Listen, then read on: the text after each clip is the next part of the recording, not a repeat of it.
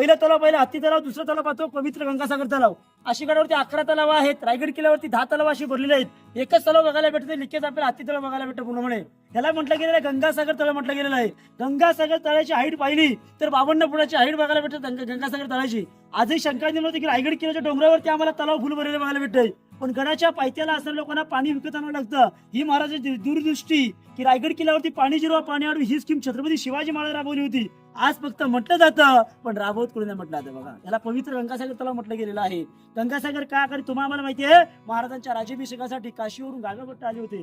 7 नद्यांचं 7 समुद्रांचं पाणी राजांच्या गडावरती राजवीर गडावरती घेऊन आले होते. ते उरलेलं पाणी या तलावामध्ये सोडलं गेलं होतं. जेव्हा सोडलं गेलं विष्णूचा अवतार तयार झाला. एक कविता रचली गेली आणि त्या कवितेचा उल्लेख असा केला गेला गंगा यमुना आणि नर्मदा यांच्या आल्या साऱ्या बहिणी आणले सप्त नद्यांचे पाणी जल हे झाले तीर्थांची घर तयासी नाव गंगासागर तयासी नाव गंगासागर. 32 फूट तलाव खोल आहे. 12 महिने कधी पाण्याची अडचण गडावरती येऊ शकत नाही म्हटलं पूर्णपणे.